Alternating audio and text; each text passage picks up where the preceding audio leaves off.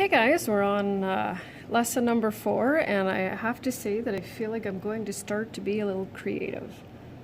Remember, I'm kind of talking to myself here, and I can't tell if anything I say makes you smile or, I don't know, laugh or anything. So I feel like I just need to up it a little bit. And that way it'll make me feel a little bit more like I'm in class. So I'm going to start anyway with a creative, instead of a bell, just a creative sound to the lesson. Okay, that's my first one. All right, so we're gonna deal with a snapshot today. Just is typically right where I kind of give you almost like a practice quiz so that you can see where you are. Typically on this day, I also have, depending on the group, taught how to round decimals.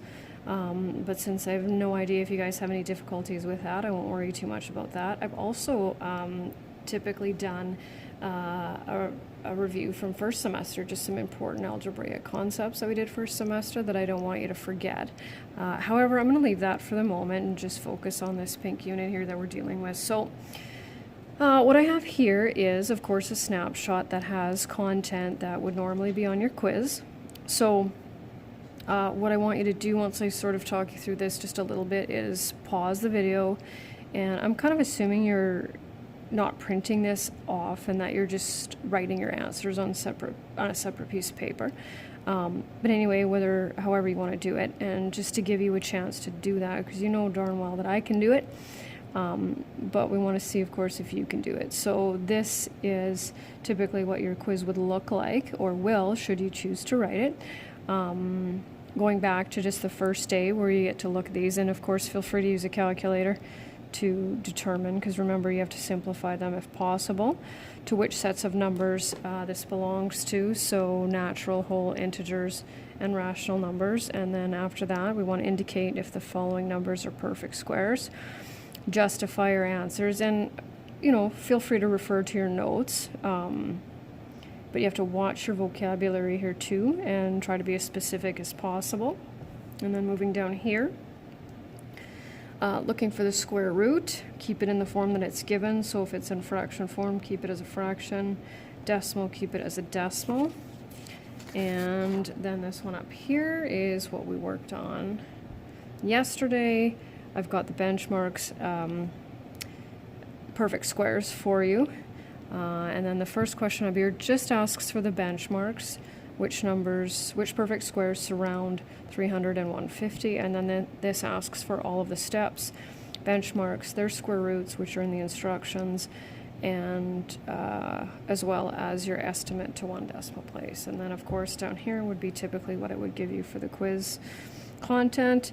Again, if you feel comfortable, if you get through this and you want to or don't want to write it, just let me know. So pause the video here and work out your answers, and then unpause it, and then I will show you the answers.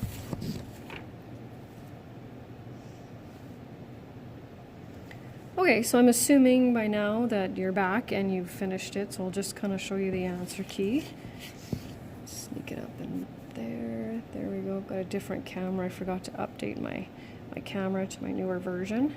But just going back to the first lesson, if it's a counting number, whatever set of numbers it belongs to, you circle all of the sets to the right of it. Non-terminating, non-repeating, we know that is what type of number now? It's an irrational number, which you will see in Foundations and Pre-Calculus 10. It goes N, W, Z, Q, Q prime, and R. That's what the grade 10 one looks like. Integers, negative numbers, of course, just belong to the set of integers, and rational numbers. This one, I think sometimes I trick some students on this one. You have to just remember to take the square root of 196, and of course it's 14, so that belongs to all 4 sets of numbers. And so looking at this one here, 225 over 4, yes, that is a perfect square because both numerator and denominators are perfect squares. And I always ask students, if it is a perfect square, tell me what its square root is. And notice that I only have the square root symbol over this and not this. Why? Because 15 over 2 times 15 over 2 gives us 225 over 4. when I take the square root of on my calculator, it fills up my screen, meaning that its square root is not rational. So it doesn't matter to me if you say its square root is not a rational number or tell me that it is, now that we know the other set of numbers. And then the other option, of course, is you can tell me the perfect squares that surround it, right, or benchmarks, however you want to look at that. And then I always say to students, just kind of give me an indication that it is irrational. Always need those 3 dots. And then this one is very similar as well. Determine the square root. So for a fraction, we take the square root of the numerator and the square root of the denominator. And I think the other ones are fairly self-explanatory. And last but not least, so just looking at the benchmarks, I kind of went a little further just so that students don't have to worry about figuring those ones out. 289, 324, 144, and 169. And then here's what we worked on yesterday using benchmarks to estimate to 1 decimal place. So we start with the perfect squares that surround the number that we're dealing with. We know once we take their square roots that the square root of this number will be in between these numbers. And look back in your notes to see how to decide between the 0.1, 0.2, all the way up to 0.9. And so that's going to be it for today. Again, let me know if you're interested in that quiz. No pressure there. And if you are or not, or you don't have to write every single one. Just depends, I think, if you want to keep up your quiz writing skills, I suppose.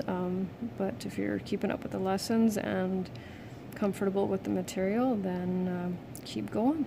So enjoy the rest of your day, and we'll talk to you tomorrow. Bye.